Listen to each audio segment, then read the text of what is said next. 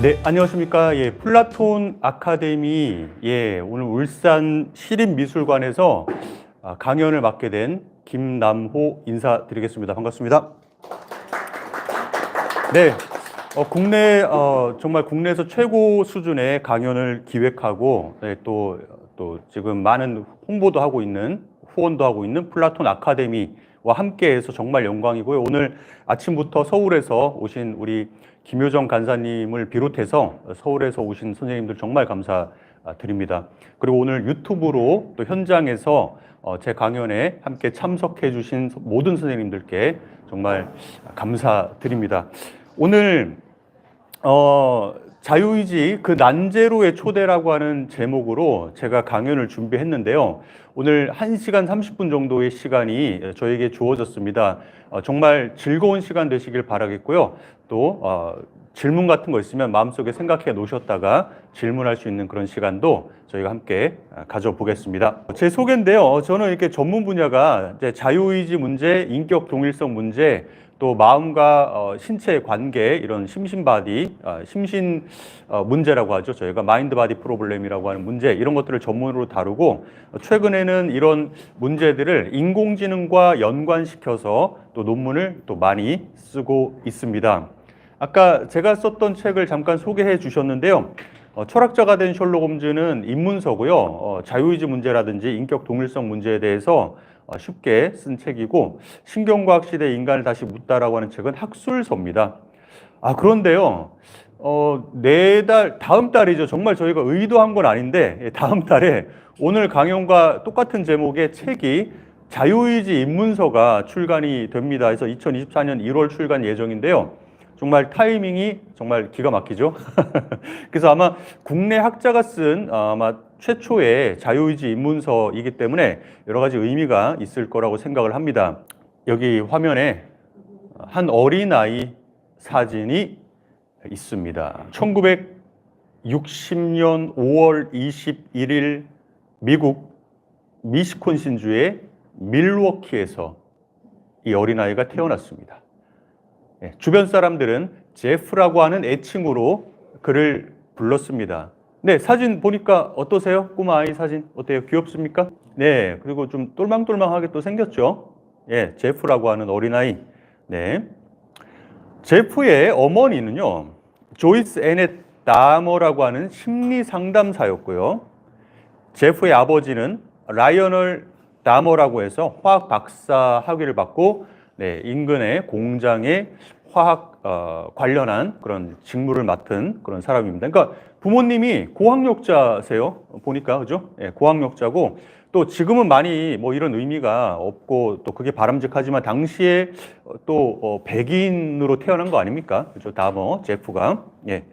이렇게 어렸을 때 사진을 또 보니까요. 참 강아지와 함께 어울려서 노는 천진난만한 모습이 우리 뭐 주위에서도 볼 수 있는 그런 어린아이의 모습과 크게 달라 보이지는 않습니다. 귀여워 보입니다. 그죠? 예.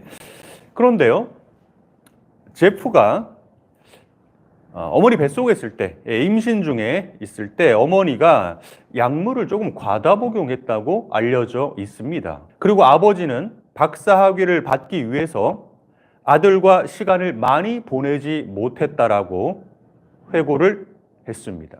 그리고 1977년에 제프가 17살 때 부모님은 이혼을 합니다. 자, 그런데요. 부모님과 시간을 많이 보내지 못하고 또 이혼을 하는 이런 모습들은 안타깝긴 하지만 한국 사회에서도 흔히 볼 수 있는 그런 문제라고 생각되지 않으십니까? 그죠?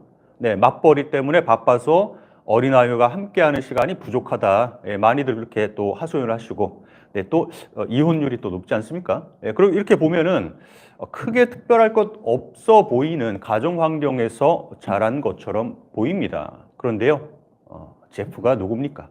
제프가 미국 범죄 역사상 가장 악명 높은 연쇄 살인마로 알려져 있습니다. 본명은 제프리 다머고요.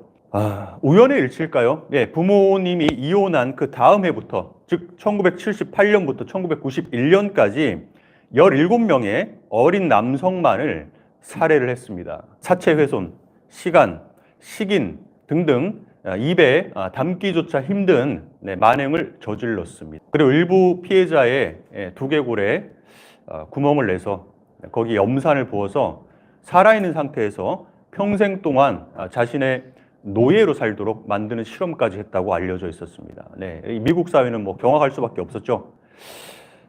제프리 다머, 과연 누가 무엇이 이런 괴물을 만들어냈을까요?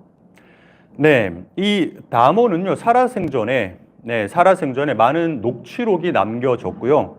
또 다머의 아버지가 쓴 A Father's Story라고 하는 책이 출간이 됐습니다. 이 아버지가 얼마나 괴로웠겠습니까? 이런 고증, 이런 자료를 바탕으로 해서 넷플릭스에서 다머라고 하는 이 시리즈가 또 나와서 화제가 되기도 했었습니다. 저도 이 넷플릭스 시리즈를 봤는데요. 정말 뭐 부모로서 완벽하게 자기 자녀에게 대해주는 그런 사람은 없습니다. 누구나 시간이 지나면 후회하기 마련이죠. 그런데 정말 자신의 아들을 사랑했고 뭔가 잘 되라고 노력을 많이 했지만 그럼에도 불구하고 이렇게 희대의 연쇄살인마가 된 자신의 아들을 바라보면서 그 사랑하는 마음과 한편으로는 본인이 뭔가를 잘못했을지도 모른다라고 하는 그런 절규, 절망, 그런 것들을 느끼는 아버지의 모습을 통해서 정말 남의 일이 아니구나, 아닐 수 있구나라고 하는 것도 제가 느끼면서 많은 만감이 교차했던 그런 시리즈였습니다. 무엇이 다머를 이렇게 끔찍한 살인 행각을 하도록 만들었을까요?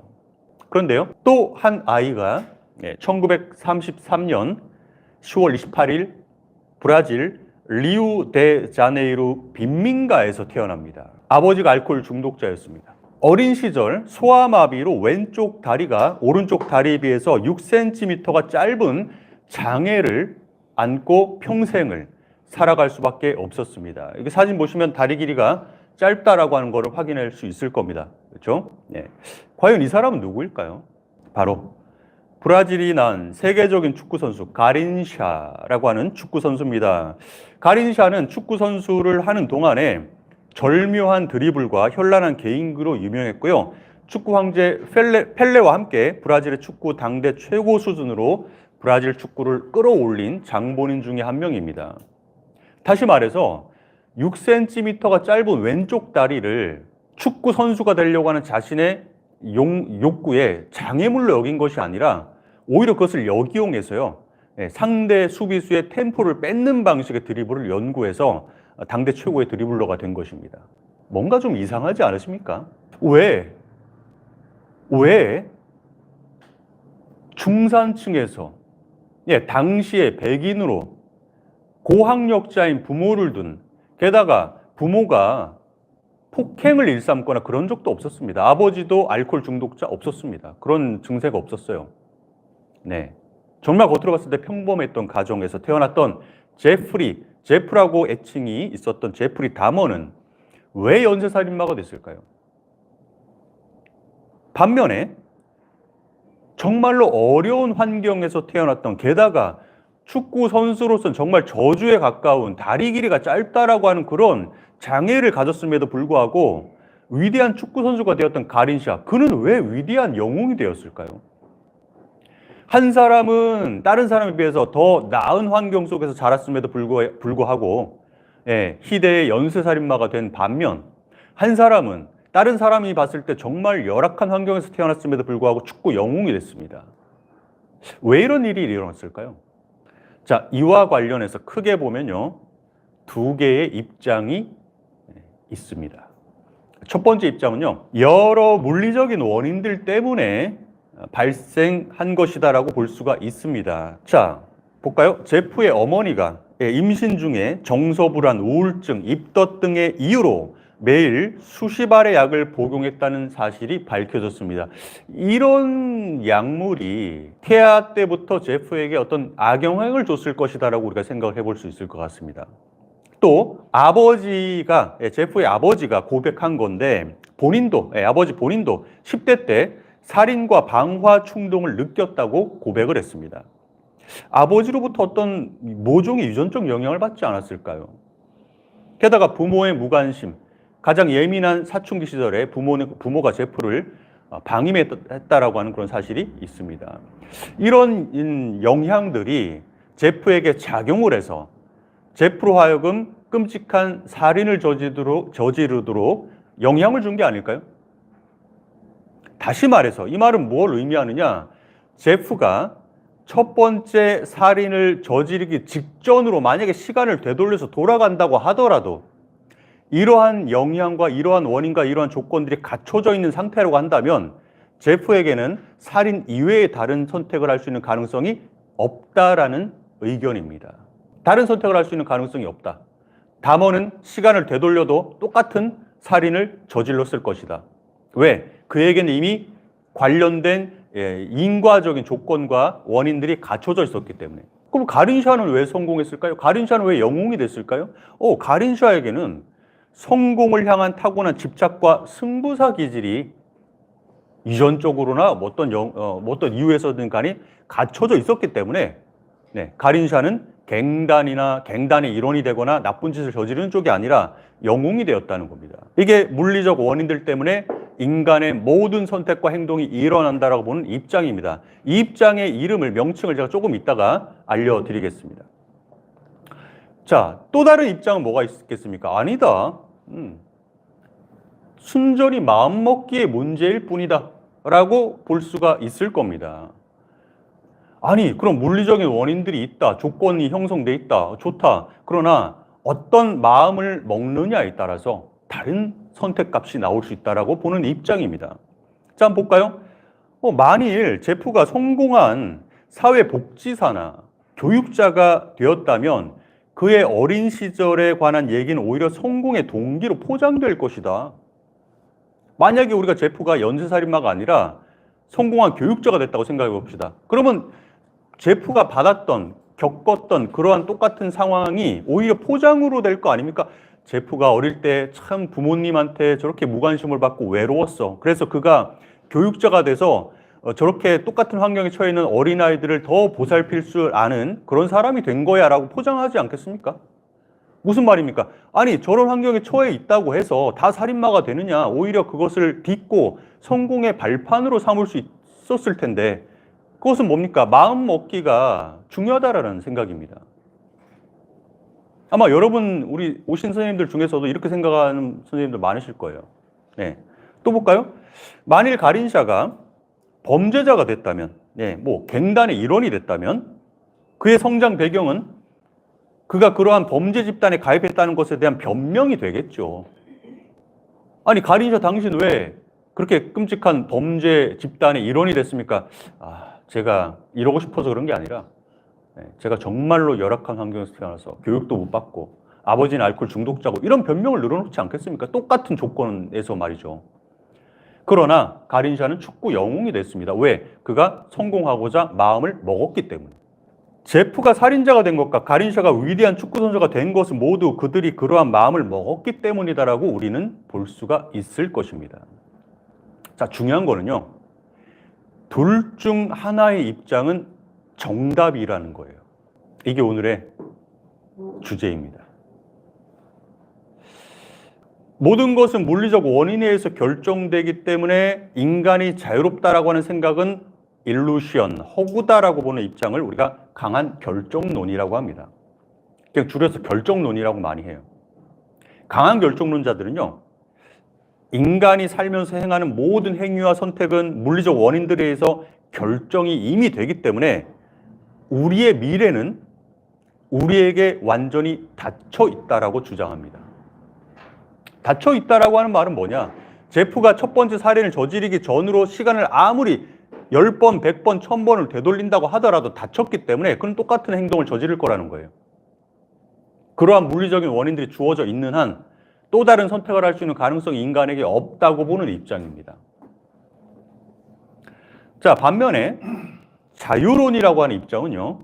여기서 이제 우리가 리버럴리즘이라고 하는 입장과 좀 다른데요. 리버럴리즘은 우리가 정치학에서 말하는 그런 자유론이고요. 형이상학, 철학에서 말하는 자유론은 리버타리아니즘이라고 하는 입장입니다. 우리가 이제 자유론이라고 번역을 하는데요. 우리의 행위는, 우리의 선택은 의지의 힘에 의해서 발생한다고 봅니다. 그래서 미래는 얼마나 열려있는지 모르겠지만 어쨌든 간에 열려있다고 보는 입장이에요. 여러분의 미래가 이미 원인들에 의해서 닫혀 있을까요? 아니면 열려 있을까요? 열려 있다. 네. 확신하십니까? 네. 올인하시겠습니까? 네. 네, 좋습니다. 예. 오늘 자유론자, 울산의 대표적인 자유론자님께서 오셨는데 조금 있다가 또 질문을 또 받아보도록 하겠습니다.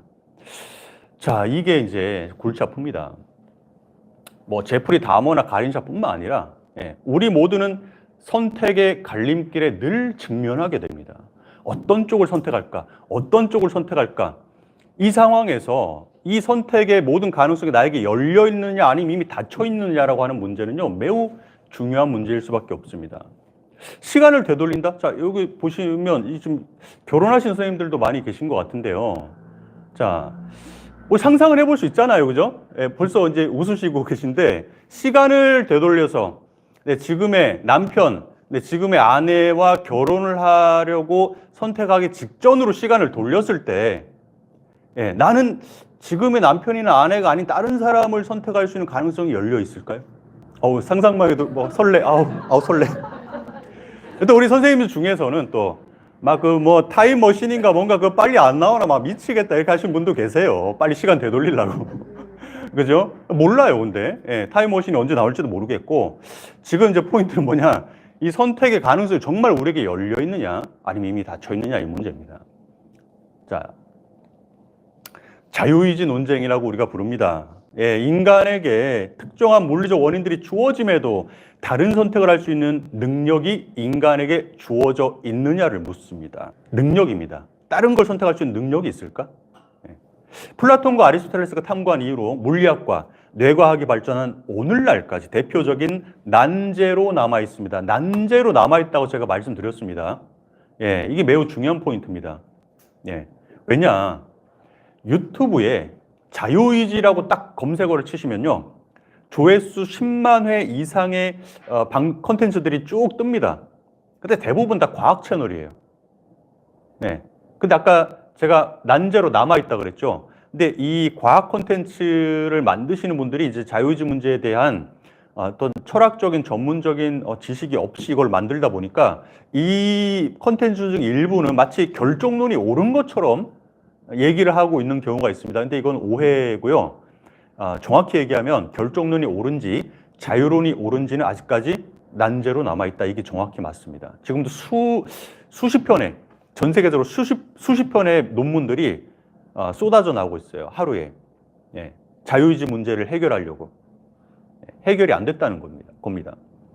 그렇게 알고 계시면 될 것 같고요. 자, 자유의지가 그럼 왜 중요하냐? 한번 저희가 한번 짚고 넘어가 보도록 하겠습니다. 자, 수학계의 대표적인 난제죠. 리만 가설, 골드바흐 추측. 이름은 들어보셨죠, 그죠? 못 풀어서 그렇지. 이런 문제들과 다른 점이 있습니다. 첫 번째 다른 점은요, 현재 인류 문명의 법 체계는 인간에게 자유의지가 있음을 전제하고 있습니다. 기본으로 깔고 있어요. 법이라고 하는 게 그래야 작동을 합니다. 지금 현재 법이요. 한국헌법재판소는 인간을 자기 결정권을 가진 성숙한 개체로서의 국민으로 규정하고 있습니다. 누구나 선택할 수 있는 그런 능력이 있다는 것을 법이 전제로 하고 있습니다. 자, 이와 연관해서 중요한 문제는 뭐겠습니까? 바로 행위의 책임 문제와 연관이 되겠죠. 자, 이 말이 무슨 말이겠습니까? 자, 보시면요, 매해 맹수들이 사자나 호랑이들 같은 맹수들이 사육사를 공격해서 사육사가 중태에 빠지거나 사망에 이르는 그런 세계적인 어떤 뉴스가 가끔씩 나옵니다. 마음 아픈 일이죠. 그런데 사진 보시면요, 사육사가 등을 돌리는 순간에 사자가 덮칩니다. 사자는 왜 등을 돌린 대상을 향해서 덮치는 행동을 할까요? 이 사육사를 해코지하려고? 이 사육사를 불구로 만들려고요? 본능적으로 하죠, 그죠? 맞습니다. 본능적으로 합니다. 그래서 사자, 너 이 녀석 왜 그랬어? 라고 우리가 비난할 수가 없고요. 사자에게 책임을 물을 수가 없습니다. 왜? 본인이 스스로 어떤 목적과 의도를 가지고 선택한 게 아니기 때문에 그렇습니다. 우리 선생님들 아시겠지만 동물 나오는 다큐멘터리 보시면요, 사자나 호랑이들이 어릴 때 형제들과 노는 모습을 보시면요, 형제들의 목덜미를 무는 식으로 이렇게 논단 말이에요. 그 사냥을 배우기 위한 기술이거든요. 그걸 놀면서 그걸 배우는데 본능적으로 사자나 호랑이, 맹수들은 목덜미를 물어서 사냥감을 잡기 때문에 이런 행동을 합니다. 본능입니다. 만약에 인간에게 자유의지가 없다면, 다시 말해서 결정론이 옳다면 제프리 다머에게 책임을 물을 수가 없습니다. 사자가 등 돌린 사육사를 문구하고 뭐가 다릅니까? 다른 게 없어요. 똑같습니다.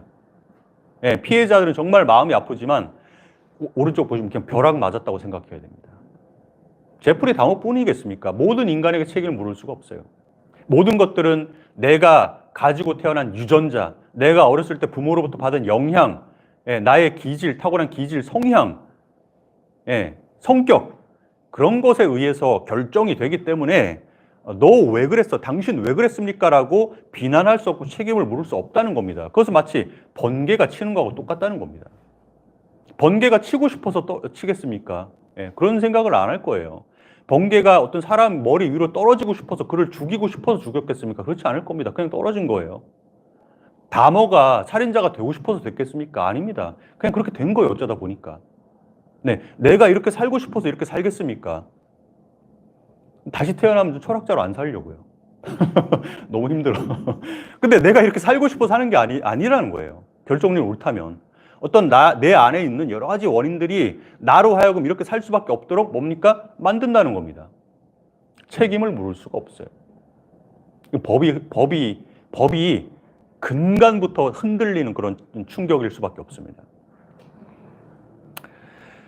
특정 종교, 가령 기독교의 경우 죄와 구원 교리에 중요한 역할을 합니다. 그래서 이 기독교 쪽에서도요, 자유의지 문제를 매우 중요하게 생각하는 이유가 바로 여기 있습니다. 우리가 다 아는 가롯 유다의 예수 배반. 예수라고 하는 사람이 사복음서에 보면은 제자들 중에 한 명이 자신을 배반할 거라고 하는 것을 예언하는 그런 장면이 나옵니다. 가롯 유다가 어떤 이유에서인지 모르겠어요. 질투였을 수도 있고, 예수에 대한 질투, 시기였을 수도 있고요. 아니면은, 자기가 예수가 있는 곳을 알려주고, 그렇게 하면 받을 만한 그 금액에 대해서 혹했을 수도 있고, 그런 것들이 원인이 돼서 자신의 스승이었던 예수를 배반했는데, 만약에 자유의지가 없이, 가롯 유다의 행위가 자유의지가 없이 일어난 어떤 원인들에 의해서 발생한 어떤 사건이라고 한다면 가롯 유다를 비난할 수가 없습니다. 책임을 물을 수가 없어요. 벼락이 떨어진 거하고 똑같습니다. 마찬가지로 베드로의 예수 부인, 닭이 3번 울기 전에, 닭이 울기 전에 너는 나를 3번 모른다고 부인할 것이다라고 예수가 예언했는데, 베드로가 예수가 잡혀가고 난 다음에 로마의 병정들이 베드로, 당신 예수를 따라다니던 사람 아니야? 라고 물었을 때 아니다 3번을 부인하죠. 마찬가지로요. 베드로가 왜 부인했을까? 두려움, 죽음에 대한 두려움, 여러 가지 이유가 작용을 해서 부인을 한 것이라고 한다면 베드로에게는 다른 선택의 가능성이 없고 베드로를 우리가 비난할 수가 없습니다. 이거는 기독교 교리에 매우 중대한 문제일 수밖에 없습니다. 불교에서도 마찬가지예요. 불교에서도 자유의지 문제가 매우 중요합니다. 자, 자유의지가 중요한 마지막 문제는요, 개개인의 인생관과 가치관에 직접적인 영향을 미친다라고 하는 건데, 요거는 제가 강연 마지막 부분으로 돌려서 다시 한번 요 부분, 흥미로운 문제인데 짚고 넘어가도록 하겠습니다. 자, 그러면 현대 21세기에 강한 결정론 지지자들은 누가 있습니까? 대표적인 강한 결정론 지지자들을 제가 알려드리겠습니다. 혼덜리치, 페레붐, 스트로슨, 갤렌 스트로슨, 스밀란스키, 샘 해리스 같은 다수의 신경과학자들 및 철학자들이 있습니다. 혼덜리치나 페레붐, 갤런 스트로스는 철학자고요. 스밀란스키는 심리학자고요. 샘 해리스는 신경과학자 출신의 저술가로 알려져 있습니다. 특히 샘 해리스 같은 경우는 자유의지는 없다라고 하는 책의 출간으로 유명하죠. 한국에서도 출간이 됐습니다. 이거 보시면 철학자, 심리학자, 뇌과학자 뭐 이런 이제 사람들이 지지하고 있어요. 근데 이제 많은 분들이 오해하는 거 뭐냐면 과학자들은 다 결정론을 지지할 거라고 생각하는데 전혀 그렇지 않습니다. 과학자들 중에서도 결정론을 지지하지 않는 학자들도 있습니다. 예, 대표적으로 마이클 가자니가 같은 신경과학자가 대표적으로 결정론을 지지하지 않는 걸로 알려져 있습니다. 예, 많은 분들이 오해하시는 부분이죠. 자, 그러면 강한 결정론, 이제 짧게 얘기해서 결정론을 옹호하는 사람들은 어떤 논증을 가지고 이 자유의지가 없다라고 하는 것을 주장하려고 하는지 한 2가지 정도 논증을 저희가 한번 살펴보겠습니다. 요즘에 많은 분들이 아마 이런 생각에 동의하는 분들이 계실 거라고 생각을 하는데, 자, 맨 처음에 우리가 심리학 기반 논증을 한번 살펴볼 필요가 있습니다. 지그문트 프로이트의 운베부사인 무의식 발견 이후에 발견이라고 해야 되겠죠. 예, 이후에 심리학에서 인간이 무의식적인 영향을 많이 받는다는 사실을 여러 실험을 통해 밝혀냈습니다. 자, 물론 프로이트가 얘기했던 무의식과 오늘날 학자들이 얘기하는 무의식은 조금 성격이 다릅니다. 무슨 말이냐면 지금부터 프로이트가 말했던 무의식이라고 하는 것은 그 정체, 다시 말해서 의식 밑에 올라오지 못하고 의식의 표면으로 올라오지 못하고 억압되어 있는 그 정체가, 얘네가 정체가 뭐냐라고 했을 때 프로이트는 해결되지 못한, 해소되지 못한 성욕구가 큰 비중을 차지하고 있다고 봤어요. 네, 그런데 오늘날의 학자들은 프로이트의 그런 생각을 받아들이지 않습니다. 성욕구가 무의식의 모습이다라고 보지 않아요.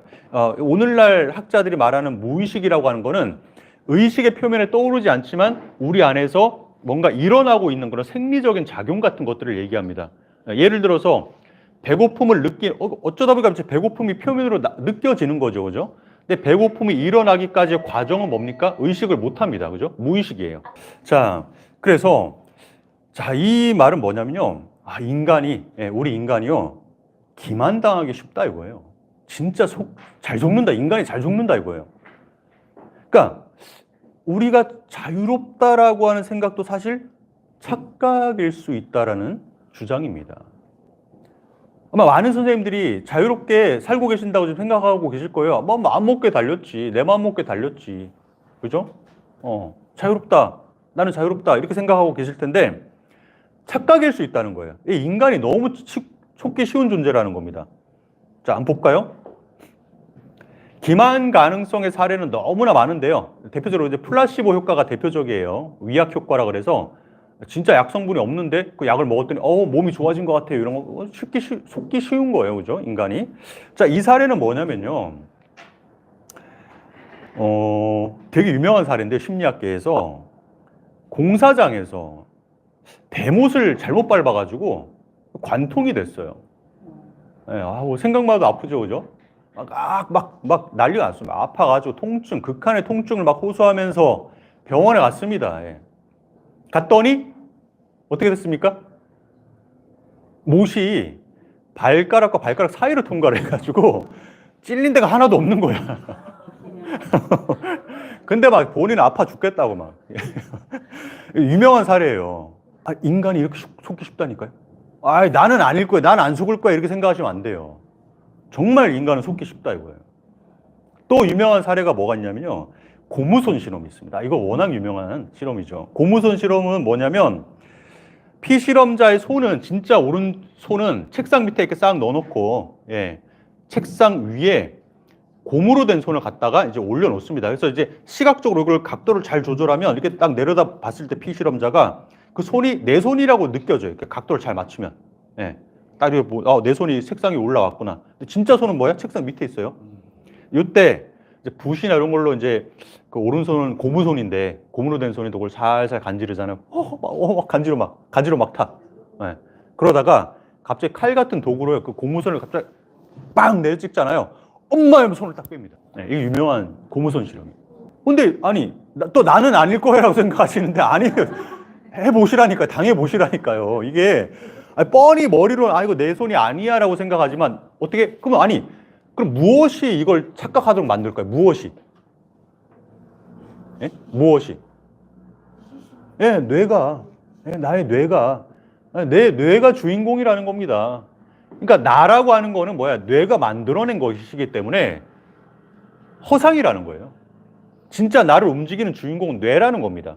그러니까 이렇게 자꾸 속임을 당하는 거예요. 뻔히 머리로는 나는 아닐 거라 생각하지만 뭡니까? 주인공이 뇌가 아니라 뇌라니까, 뇌. 그래서 이런 심리학 실험이 암시해 주는 건 뭐냐면 인간의 뇌가 착각을 일으켜서 이게 속는 겁니다. 정말 인간은 속기 쉬워요. 그러면 내가 자유롭게 살고 있다. 나는 자유로운 존재다. 나는 마음만 먹으면 오늘 원래 나는 매운 걸 좋아해서 짬뽕을 먹으려고 했지만 나 마음만 먹으면 언제든지 난 울면을 먹을 수 있다. 이렇게 생각하고 있지만 그런 생각이 뭡니까? 사실은 착각이라는 겁니다. 실제로 자유의지 관련해서 과학 콘텐츠라든지 아니면 뉴스 같은 거 이렇게 보시면 거기 댓글을 막 달리는데 이 심리학적인 근거를 가지고 자유의지를 부정하는 댓글이 되게 많이 나와요. 그만큼 많이 대중에게 알려져 있다는 것을 뜻하죠. 그러면 자, 전문 철학자들, 전문 학자들은 이런 심리학 기반 논증을 어떻게 평가를 하고 있을까요? 이거 뭐 저희만의 문제가 아니라 선생님한테 직접 보십시오. 자, 인간은 무의식의 영향을 쉽게 받는 존재다. 인정합니다. 이건 부정할 수가 없어요. 철학자라고 해서 이걸 부정할 수가 없습니다. 이건 팩트예요. 팩트의 문제입니다. 인정해요. 정말 인간은 속기 쉽습니다. 속기 쉽기 때문에 광고라고 하는 게 존재하는 것이고 광고에 그만한 돈이 들어가는 거예요. 인간을 속이려고. 좋은 의미에서. 예. 그게 다 무의식에 영향을 주는 거 아니겠습니까? 광고가요. 그런데 이러한 사실로부터요. 인간에게 자유의지가 없다라고 하는 결론은 도출될 수가 없습니다. 이건 논리적 비약이에요. 냉정하게 얘기해서. 그러니까 우리가 이걸 타당한 논증이라고 보지가 않는 이유가 바로 여기 있습니다. 아니 그러면 이게 타당한 논증이 되려면 뭐가 필요한데요? 뭐가 필요할까요? 자 보세요. 한 인간에게 유전자, 환경적 요인 등과 같은 무의식적인 요인이 정확히 얼마나 영향을 주는지에 관한 보다 확실한 과학적 증거가 필요합니다. 그러니까 우리는 그냥 막연히 추측하는 거 아닙니까? 제프리 다머가 왜 연쇄살인마가 됐을까? 아이고 부모가 방치했구나. 자꾸 이렇게 추측이에요. 정확히 부모가 방치를 해서 그것이 제프리 다머에게 그가 연쇄살인마가 되는데 어떤 인과적 과정을 미쳤는지에 대한 정보가 빠져 있다고요. 이거 추측하는 거지. 그렇지 않습니까? 예. 유전자도 마찬가지입니다. 그래서 이 과학적인 어떤 지식, 이게 확실하게 우리에게 주어져 있지 않은 한은 인간이 속기 쉽다라고 하는 그런 사실로부터 자유의지가 없다라고 하는 결론을 내리는 것은 이거는 부당합니다. 이건 타당하지 않아요. 네. 제가 알고 있기로는 아직까지 과학적인 뭐 생물학이라든지 심리학이라든지 뇌과학이라든지 인간의 이런 외부적인 원인이 요소들이 인간에게 정확히 얼마 정도까지 영향을 주는지에 대한 합의된 연구 성과는 없는 걸로 알고 있습니다. 예. 대략 확률로 퍼센테이지 정도로만 나타낼 수 있을 뿐이에요. 게다가 개인 차이가 굉장히 심하기 때문에요. 이 개인 차이를 어떻게 다 과학적으로 계산을 하는지 그건 모르겠습니다. 이런 지식이 주어져 있지 않는 한, 네, 이 심리학 기반 논증은 성공할 수가 없어요. 예. 두 번째 결정론을 지지하는 대표적인 논증 벤야민 리벳 실험입니다. 많이 들어보셨습니까? 예. 처음 들어보신 선생님들 계시고요. 자, 1980년 신경과학자 리벳이 어떤 실험을 하는데 사실 이 실험은 1960년대 독일의 생리학자들이 고안을 해낸 실험입니다. 근데 벤야민 리벳으로 인해서 유명해진 실험이에요. 자, 이 실험은 되게 단순한데요. 여기 보시면 피실험자가 있고요. 피실험자가 뭘 하면 되냐면 간단해요. 빨간색 버튼 있죠? 빨간색 버튼을 누르고 싶을 때 누르면 되는데 여기 보시면 특수하게 만든 시계가 있습니다.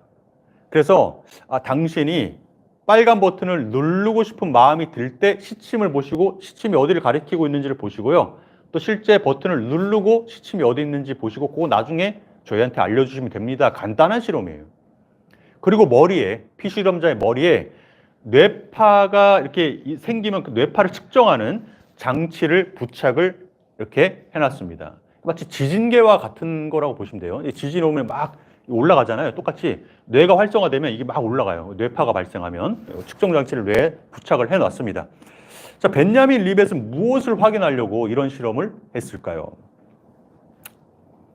자, 우리 이제 식탁 앞에 뭐 음료가 있거나 물이 있는 선생님 잘 생각해 보세요. 내가 물을 마셔야지라는 생각을 했으니까 몸이 움직인 거 아닙니까? 상식적으로. 그렇잖아요. 예. 이거 저 마시라고 주신 거죠? 예, 이게 또 필요해. 이런 게 필요해요. 물을 마셔야지라는 생각을 했으니까 제가 몸이 움직인 거 아닙니까? 그렇지 않습니까? 상식적으로 우리가 다 이렇게 믿고 살아가잖아요. 예, 그래서 의식적인 선택이 시간적으로 맨 앞에 올 거라고 생각했어요. 빨간 버튼을 눌러야지라는 생각이 맨 처음에 올 거라고 예상을 했다고요. 우리 누구나 그렇게 믿을 겁니다. 그 다음에 뭐가 오느냐? 이제 이런 생각을 했으니까 뇌가 이제 시동을 건다. 준비 전이라고 하는 요게 감지가 될 것이다. 뇌파가 감지가 될 것이다. 자동차 시동 거는 거하고 똑같아요. 그 다음에 이제 시동을 걸었으니까 뭡니까? 액션이 나오겠죠. 손이 움직일 것이다. 버튼을 누를 것이다. 물을 가져갈 것이다. 이런 액션이 나올 거라고 예상을 했습니다. 근데 이렇게 예상이 나왔으면 제가 이걸 소개해 드리겠습니까? 아무리 한 번, 두 번, 세 번, 네 번 결과를 살펴봐도요. 늘 시간적으로 맨 앞에 나오는 것은 뇌파 신호, 즉 준비 전이라고 하는 사실을 리벳이 알아냅니다.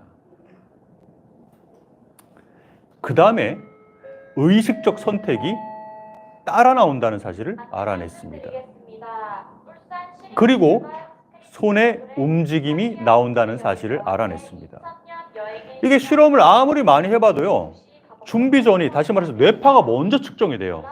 약 평균 0.5초 전에 뇌파가 먼저 포착이 되고 0.5초 정도 뒤에 버튼을 눌러야지라고 하는 생각이 나온다는 걸 확인한 겁니다. 이상하다, 그죠? 이상하다. 이게 뭔가 실험이 잘못됐나? 이상하다. 이게 내 생각하고 안 맞는데. 자, 그래서 이제 중요한 건 뭐냐면요. 벤야민 리벳은 영혼의 존재를 믿었어요. 그러니까 나의 주인은 뇌가 아니고 내 안에 있는 영혼이라고 믿었기 때문에 본인이 실험을 해놓고 이 실험 결과가 후대에 결정론을 지지하는 사람들이 환호할 만한, 열광할 만한 그런 증거가 됐다라고 하는 그 사실을 받아들이질 못했어요. 본인은 정작. 본인이 실험해놓고. 그래서 벤야민 리벳 본인은 결정론자가 아닙니다. 많은 분들이 오해하시는데. 자, 이 리벳의 생각과 달리 많은 강한 결정론을 지지하는 과학자와 철학자들에 의해서 이 실험은 이제 어떻게 평가가 됐냐면요. 의식적 선택은 내가 이 사람하고 결혼해야지, 내가 이렇게 해야지, 내가 오늘 플라톤 아카데미 강연을 와야지, 이런 의식적 선택은 뇌가 만들어낸 허구에 불과하다라고 하는 자유의지 회의론을 지지해주는 경험과학적 증거로 평가가 되었습니다. 결정론을 지지해주는 평가가 되었다는 거예요. 네. 또한 이후에 실시된 비슷한 실험, 헤인즈 실험이라고 알려졌습니다. 통해서 의식적인 차원의 결정보다 먼저 무의식적인 뇌의 활동 전이가 발생한다는 것이 확인이 되었습니다. 내가 아니라 뇌가 결정한다는 겁니다. 내가 물을 마셔야지라고 생각했지만 그 이전에 뭡니까? 뇌가 움직였다. 그럼 뭡니까? 뇌가 이미 명령을 내렸다는 거예요. 만약에 이 해석이 진실이라면, 진리라면 자유의지 논쟁, 2000년이 넘도록 난제로 남았던 자유의지 논쟁은 이미 끝났을 겁니다. 자유의지는 없는 거예요. 그건 우리의 착각이었습니다. 그럼 뭡니까? 법도 바뀌어야 되고 법의 헌법 정신도 바뀌어야 되고요. 범죄자를 처벌하는 목적과 방법 자체가 바뀌어야 되고 어린아이를 교육시키는 목적과 방법이 다 바뀌어야 돼요. 문명이 완전 대대적으로 판가리를 해야 돼요. 근데 그런 일이 일어나고 있습니까? 일어나고 있지 않다는 건 뭘 의미하겠습니까? 문제가 있다는 겁니다. 이런 식의 해석에. 첫 번째 문제는요. 준비 전이 그 자체를 둘러싼 의문이 제기가 됐습니다. 이거는 철학자들에 의해서 제기된 것뿐만 아니라 뇌과학자들에 의해서도 제기가 됐어요. 자, 무슨 말입니까? 준비 전이가 왜 발생하는지를 모릅니다. 뇌과학자들이. 정작 준비 전이가 왜 발생하는지를 몰라요. 이거는 fMRI라고 하는 훨씬 정교한 실험을 가지고 실험했던 헤인즈 실험의 경우에도 똑같은 문제가 발생합니다. 헤인즈 실험도 보면은 특정한 선택을 하기 전에 특정한 부위가 활성화된다는 걸 알아냈는데 그 부위가 왜 활성화되는지를 몰라요. 그 다음에 더 근본적인 문제는 뭐냐면요. 준비 전이와 의식적 선택 사이에 인과관계가 성립하는지에 대해서도 모릅니다. 그게 상관관계일 수도 있고요. 인과관계일 수도 있어요.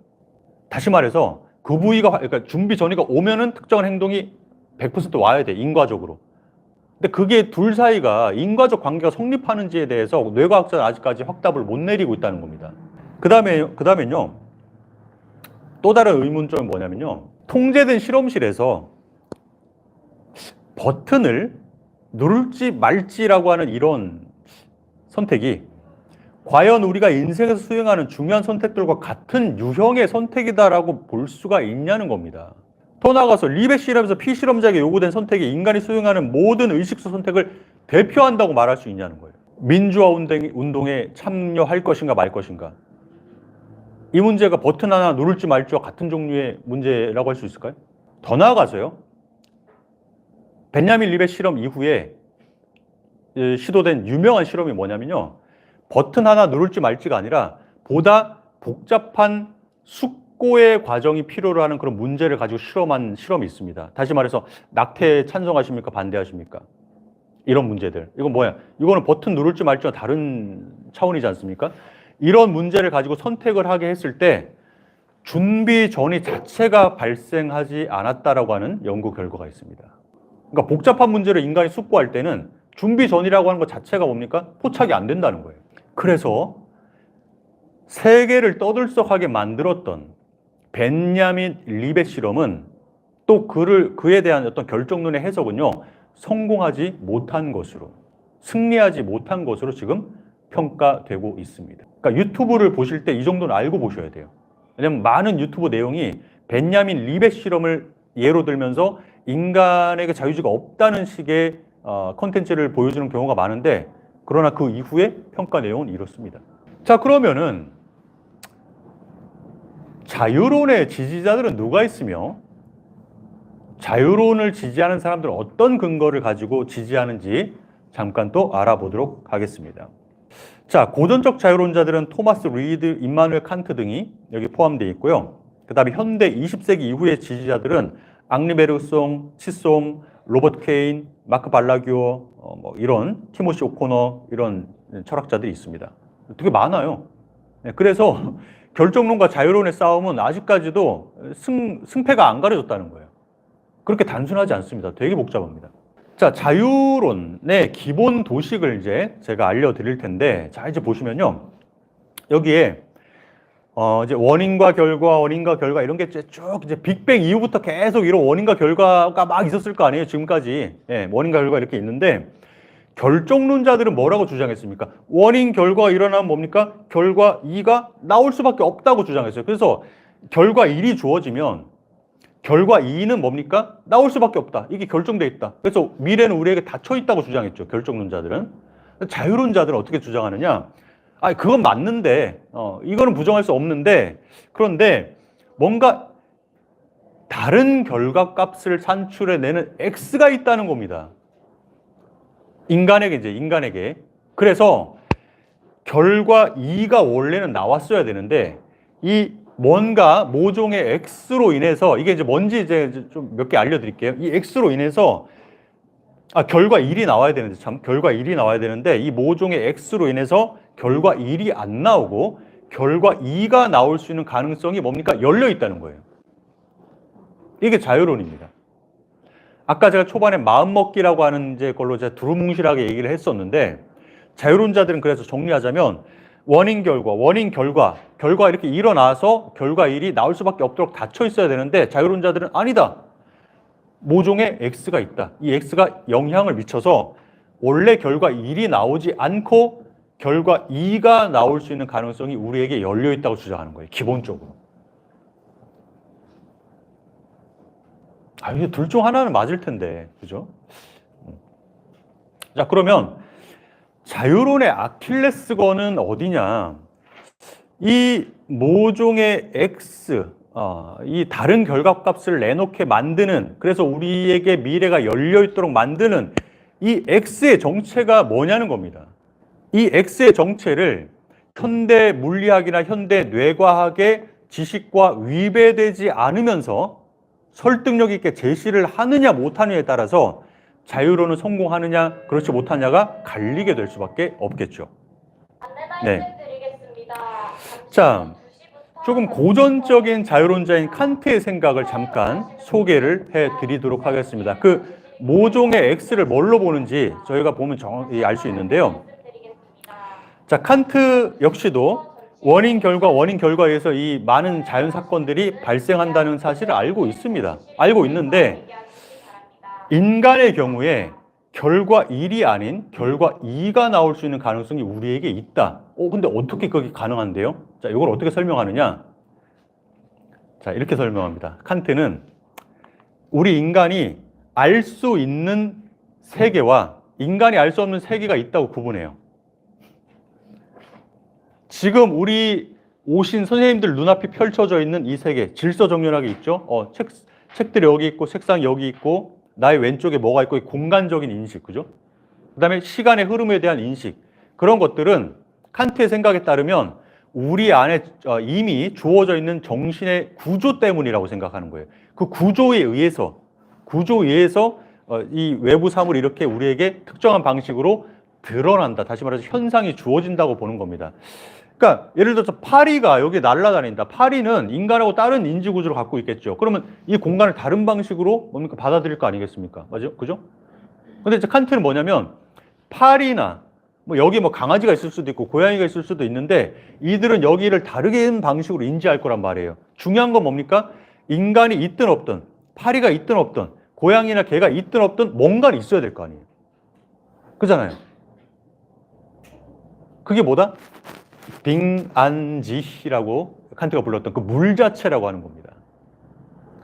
그러니까 뭔가가 있는데 인간은 인간만의 인지 구조를 갖고 있기 때문에 그 인지 구조에서 필터링이 된 그 결과감 밖에는 인지할 수가 없어. 이런 생각인 거예요.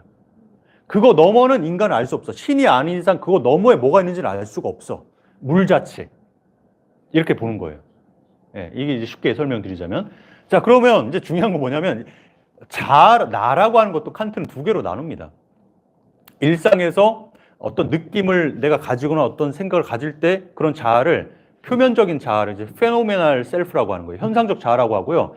그 현상적 자아 배후에 그 인지 구조를 갖고 있는 그 자아, 다시 말해서 본체적 자아가 있다고 칸트는 생각합니다. 그 본체적 자아는 물 자체에 속해 있기 때문에 우리 인간은 본체적 자아를 인식할 수가 없어요. 인간이 왜 자유롭느냐? 인간이 왜 물리적인 어떤 법칙을 거슬러서, 원인을 거슬러서 자유로운 선택을 할 수 있느냐? 본체적 자아 때문이라는 겁니다. 본체적 자아 때문인데 이건 뭐예요? 우리가 알 수 없는 영역이라는 거예요. 이런 식의 생각인데요. 21세기의 철학자들은 칸트의 생각을 썩 좋아하지 않습니다. 예, 왜냐하면 이렇게 미지의 영역을 남겨놓는 이런 식의 전략 자체를 현대 철학자들은 별로 좋아하지 않아요.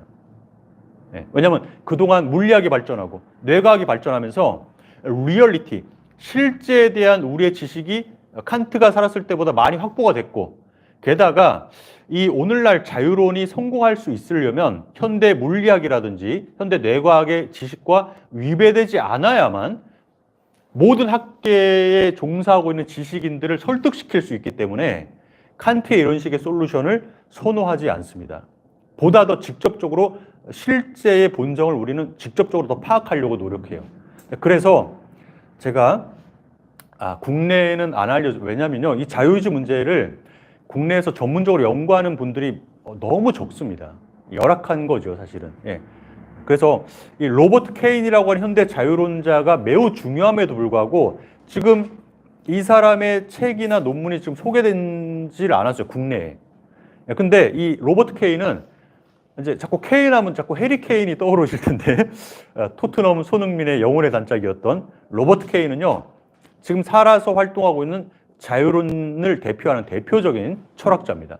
그래서 로버트 케인은 과연 그 모종의 요인 X를 어떻게 생각하고 있는지, 과연 그의 생각은 오늘날의 과학적인 어떤 지식과 위배되지 않으면서 설득력 있는 어떤 근거를 우리에게 제시해 주고 있는지를 한번 보고 오늘 강의를 마치도록 하겠습니다. 로버트 케인은 정말 많은 논문과 책을 통해서 이 자유론을 옹호하고 있습니다. 지금도 살아 있습니다. 로버트 케인은 카오스 이론과 그다음에 자기 형성 행위라고 하는 이런 개념을 통해서 이 결정론을 반박하고 자유를 옹호하려고 하는데, 자, 제가 쉽게 설명을 해드릴게요. 자, 우리 딱딱한 두개골 안에 뇌가 있습니다. 그 뇌 안에는요, 약 900억 개의 신경세포가 있습니다. 900억 하면 잘 가늠이 안 가실 거예요. 게다가 신경세포가 따로 떨어져 있는 게 아니고요, 신경세포와 다른 신경세포가 만나는 그 시냅스라고 알려져 있죠. 시냅스가 100조 개 정도가 있는 걸로 추정이 되고 있습니다. 이 정도 시스템이면 복잡계라고 우리가 분류하고요. 복잡계라고 하는 거는 카오스 현상이 등장을 할 수밖에 없는 그런 구조라고 보고 있는 겁니다. 카오스 현상은 뭐겠습니까? 카오스 현상은요, 너무나 복잡하기 때문에, 우리가 초기 발생, 초기 조건이죠. 초기 조건을 우리가 일일이 다 알 수 없기 때문에 미래에 어떤 일이 일어날지 우리가 정확하게 예측할 수 없는 상태가 카오스 상태인 거예요. 카오스 현상이라고 우리가 부릅니다. 뇌는 너무나 복잡한 거죠. 그래서 인간이 예측할 수가 없어요. 그래서 오늘날 신경과학자들도 어떤 신경세포가 활성화될 것인지는 확률적으로만 답할 수가 있습니다. 정확하게 100% 예측을 못해요. 자, 근데 이제 또 중요한 건 뭐냐면요, 우리가 이제 물리학계에서 이 세계를 크게 두 가지로 나눕니다. 거시 세계가 있고요, 미시 세계가 있어요. 이 거시 세계에서 일어나는 모든 일들은 알버트 아인슈타인의 상대성 이론으로 설명이 다 됩니다. 예측이 다 되고 다 돼요. 그런데 원자나 전자 같은 이런 애들은요, 거시 세계에서 들어맞는 뉴턴 역학이라든지 양자 역학으로 상대성 이론으로 설명이 안 됩니다. 그 얘네들은 뭡니까? 양자 역학이라고 하는 것을 통해서 디스크립션, 기술이 가능해요. 그래서 원자나 전자 차원의 세계를 미시 세계라고 우리가 분류를 합니다. 현대 물리학은요, 미시 세계를 설명해주고 인과적인 예측을 해주는 양자 역학과 거시 세계의 현상을 설명해주는 알버트 아인슈타인의 상대성 이론으로 두 개로 나뉘어져 있어요. 그래서 물리학에서 지금 추구하려고 하는 건 뭐냐면 이 두 개를 합치는 겁니다. 이 두 개를 합쳐야지만 이 세계가 온전히 하나의 이론으로 뭡니까? 일관성 있게 설명이 되는데 아직까지 그거를 못하고 있다는 거예요. 아무튼 그런데 미시 세계뿐만 아니라 중시계라고 하는 것도 있어요. 중간 세계. 중간 세계는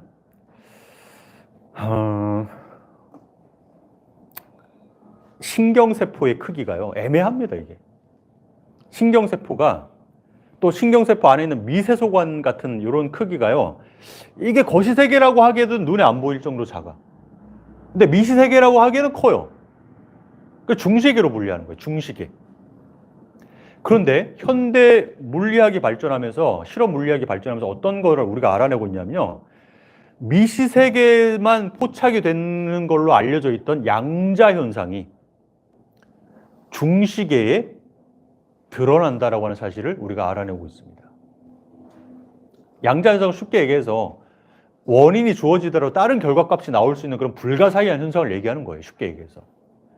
최근에 또 뉴스에 의하면 양자 현상이 거시세계나 중시계에만 나타나는 게 아니라 거시세계에서도 관측이 된다는 논문이 또 나왔습니다. 로버트 케인이 노리는 것은 뭐냐? 이러한 사실이 뭘 의미하는지 생각해 보라는 겁니다. 우리의 미래는 닫혀있는 상태가 아니라는 거예요, 애초에. 양자 현상이 중시계나 거시세계에서 관측된다라고 하는 것은 우리의 물리세계가 닫혀있는 상태가 아니라는 것을 의미하지 않겠느냐라고 보고 있습니다. 더 나아가서요, 우리가 이 숙고라고 하는 과정, 숙고라고 하는 거 뭡니까? 어떤 복잡한 문제, 복잡한 선택의 기로에서 숙고, 이렇게 해야 되는 것이 옳으냐, 이렇게 해야 되는 것이 옳으냐, 이런 문제. 다시 말해서 예를 들어서 내 자녀를 이 강압식 교육이라도 어떻게 좀 막 쪼아가지고 예? 원하는 대학을 보내는 것이 옳은 것이냐, 아니면은 얘가 원하는 방식대로 살게 해주는 것이, 우리는 다 부모랑 고민하지 않습니까? 이 정도의 그 숙고를 할 때 말이죠. 이 정도의 숙고를 할 때 우리의 두뇌 안에서 카오스 상태와 양자 현상이 발생한다고 보는 거예요. 인간이 미리 예측하지 못하는 어떤 신경적 상태가 발생한다라든지 그런 것들이 양자 현상을 일으키게 되는 이런 것과 맞물리면서 뭡니까? 아까 얘기했죠. 결과 1이 아니라 다른 결과값이 나올 수 있는 결과가 얼마든지 열려 있을 수 있다고 보는 게 로버트 케인의 생각입니다. 이게 현대 자유론을 대표하는 로버트 케인의 생각이에요. 이렇게 설명하면요, 일단은 카오스 이론을 끌어들이고 양자 역할을 끌어들이기 때문에 현대 물리학에 위배되지 않으면서도 자유의 가능성을 뒷받침해 줄 수 있는 가능성이 생기는 거죠. 자, 로버트 케인이 들었던 예를 제가 조금 변경시켜서 좀 구체적인 예를 한번 들어보겠습니다. 당신은 오늘 취업을 위한 중요한 면접이 있습니다. 아침 일찍 면접장에 가기 위해서 길을 나섭니다. 그런데 아직 어두컴컴한 골목길 한 구석에 웅크리고 있는 아이를 보게 됩니다. 당신은 한눈에 학대받고 도망 나온 아이임을 알 수 있었습니다. 순간 당신은 숙고합니다. 자, 두 가지 가능성이 우리에게 열려 있습니다. 일단 주어져 있습니다. 열려 있다고 보기는 그렇고, 일단 주어져 있어요. 첫 번째 아이를 도와주러 다가가는 선택지가 있을 수 있어요. 두 번째는 면접장으로, 오늘 중요하니까 면접장으로 바로 가자, 이런 선택지가 있을 수 있겠죠. 자, 로버트 케인의 생각을 우리가 여기 상황에 한번 응용을 한번 해보도록 하겠습니다. 두뇌 안의 카오스 현상과 양자 현상, 이 주인공이 숙고하는 과정에서 이러한 현상 때문에 결과 1이 나와야 되는데, 원래는 숙고 과정을 통해서 결과 2가 나오는데, 여기서 중요한 거 자유론자들은 면접장으로 바로 가거나 아니면 아이를 도와주러 가는 이 행위가 정확히 공평하게 열려 있다고 주장해요. 공평하게. 그래야지 결정론을 반대할 거 아닙니까? 결정론자들은 어느 하나로 100% 정해져 있다고 주장하는데, 이거를 부정하려면 마음먹기에 따라서, 숙고의 과정에 따라서 이 사람은 미래가 열려 있으니까, 열려 있다는 거 50대 50이라는 거예요. 자신이 마음을 먹으면 면접장으로 바로 갈 수도 있고, 어린아이를 도와주러 갈 수도 있다. 그것은 모두 행위를 하는 그에게 달려 있다는 거예요. 이게 자유론의 생각입니다. 닫혀있지 않다는 거예요. 그러니까 두 개의 결과값이 공평하게 50대 50으로 가능하다라고 보는 겁니다. 그래서 미래가 열려있다고 주장하는 거예요. 그 이유는 카오스 현상과 양자 현상 때문이라는 겁니다. 인간의 숙고 행위와 맞물려서 이런 게 가능하다는 거예요. 그러니까 여기 지금 유튜브나 현장에 오신 선생님들도 고민했을 거 아닙니까? 플라타 아카데미 갈까? 아니 갈까 말까 고민을 하다가, 이때 고민을 할 때 가는 쪽하고 가지 않는 쪽이 공평하게 열려 있다고 보는 거예요. 그럼 어느 쪽으로 선택할 거나 최종적으로 그 사람에게 달려 있다는 겁니다. 닫혀 있지 않다는 거예요. 자, 그런데 이 자유론에게 가해지는 반론이 있는데요. 좀 어려울 수도 있지만 일단 제가 소개를 해야 될 것 같습니다. 자, 일단 쉽게 설명을 해드릴게요. 멜레와 하지의 가능세계 버전이 있는데, 자, 이제 요거 한번 제가 소개를 한번 해드릴게요. 자, 이거는 뭐냐면요. 좋다. 로버트 케인의 생각이 좀 맞다고 해보자. 그러면 우리가 이렇게 생각하는 거에 대해 어떻게 답을 하려는지 한번 해보세요. 이제 이렇게 제안을 하는 거예요. 뭐냐면, 사건 인과론자들의, 그러니까 다시 말해서 로버트 케인식의 그런 자유론을 지지하는 그런 세계, W가 있다고 가정을 해보자. W에서, 그런 세계에서, 다시 말해서 인간의 선택이 열려있는 그런 세계에서 특정한 T 시점에서 행위자 A는 선택 D를 한다. 그러나 다른 가능세계 W에서는 W에서와 동일한 인과 과정이 있다고 하더라도 행위자 A는 선택 D를 하지 않는 것이 가능하다고 주장을 했죠. 로버트 케인이, 그죠? 만약에 그렇다면 세계 W에서 행위자 A가 D를 선택한 것은 순전한 무작위에 불과하지 않는가라고 하는 반론입니다. 자, 이 말이 무슨 말이냐? 우리가 동전을 던지면요, 앞이 나오느냐 뒤가 나오느냐를 많이 해보면 거의 50대 50이 나오잖아요. 50%가 나오잖아요. 그죠? 근데 앞이 나왔냐, 뒤가 나왔느냐는 무작위입니다. 그죠? 어떤 게 나올지 몰라요. 무작위예요. 마찬가지로 만약에 자유론이 옳다고 한다면, 로버트 케인의 생각이 옳다고 한다면, 그래서 선택의 기로에서 모든 선택의 가능성이 50대 50으로 열려 있다는 게 만약에 맞다고 한다면, 그건 동전 던지기하고 뭐가 다를 게 있냐는 거예요. 이제 다르다고 이제 하셨는데, 조금 이따 이제 그 이유를 한번 여쭤보도록 하겠습니다. 네. 그 다음에, 반 인웨건의 롤백 논증이 있어요. 시간 역행 논증인데, 메시지는 똑같아요. 전능한 신이, 아까 이제 선택한 그 면접장으로 갈 거냐, 어린아이를 도와주러 갈 거냐, 그 사람의 특정한 선택 바로 직전으로 시간을, 전능한 신이니까 뭐든지 다 할 수 있겠죠. 시간을 계속 돌려. 계속 되돌려. 선택 직전까지. 자유론에 따르면 당신에게는 면접장으로 바로 가거나 아이를 도와주러 다가가는 선택은 늘 열려 있습니다. 그죠? 이렇게 주장했잖아요. 그렇다면 신이 선택의 직전으로 시간을 계속 되돌린다면 당신의 선택은 확률적으로 50대 50이 가까워질 것입니다. 그렇다면 당신의 선택은 순전한 무작위가 아닌가? 동전 던지기하고 뭐가 다를 바가 있냐는 겁니다. 똑같이 열려 있다면. 그러니까 자유로운 선택이라고 하는 건 체계의 문제와 이 맞물리기 때문에 무작위로 일어나는 일이면 안 돼요. 치명적입니다. 네. 무작위로 일어나는 행위는 자유로운 어떤 선택에 의한 행위라고 볼 수가 없어요. 왜냐하면 자유로운 선택이라고 하는 거는 그 사람에게 책임을 물을 수 있는 그런 종류의 선택이기 때문에 뭐 이렇게 하면 이렇게가 앞이 나오고 이렇게 하면 뒤가 나오겠지라고 설명할 수가 없다는 거예요. 근데 무작위가 아닐까? 이런 식의 이제 반론인데요. 이 자유론을 주장하는 사람들은 이 반론에 대해서 어떻게 생각하느냐면, 제 반론을 펴냐면 이렇게 이제 펴니다. 이제 뭐 말라교도 그렇고 로버트 케인도 그렇고 이렇게 주장하는 거예요.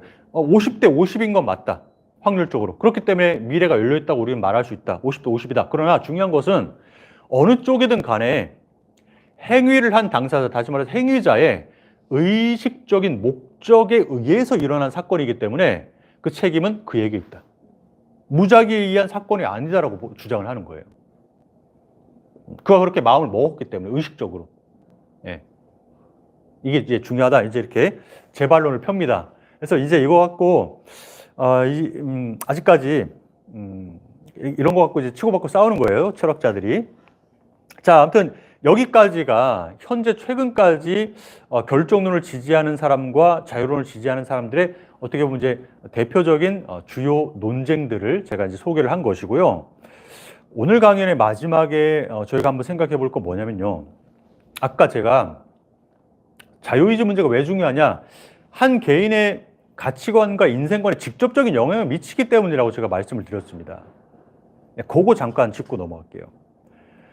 만약에 강한 결정론이 참인 것으로 밝혀진다면, 그게 뭐 100년 뒤일지 500년 뒤일지 모르겠지만, 예. 어떤 일이 발생할까요? 여기에 대해서 비관론자와 낙관론자로 나뉩니다. 비관론자 대표적으로 스밀란스키가 있어요. 예. 되게 비관적으로. 그러니까 만약에 강한 결정론이 참이로 밝혀진다면 이거는 뭡니까? 이거 최악이라는 겁니다. 우리에게. 자, 왜 그런지 볼게요. 강한 결정론이 옳은 것으로 받아들여진다면 사회적으로 큰 혼란이 올 것이다. 사람들은 더 이상 도덕적으로 살려는 노력을 포기할 것이며 자신의 비도덕적인 행위에 대해서 이런저런 변명을 늘어놓게 될 것이다. 즉 도덕적 요구의 압박에 덜 신경 쓰게 될 것이다. 따라서 우리 사회는 자유의지가 있다는 믿음을 계속해서 갖도록 뭡니까? 캠페인을 벌여야 된다는 거예요. 실제로는 아니지만. 자, 오늘날에도 결정론이 옳다고 밝혀지지 않은 오늘날에도요, 고위 관직자들이 잘못해놓고 술 먹어서 기억 안 난다 변명되잖아요. 그렇지 않습니까? 예. 근데 결정론이 옳은 것으로 밝혀지면 그게 얼마나 심해지겠습니까? 아니, 내가 뭐 마더 테레사냐?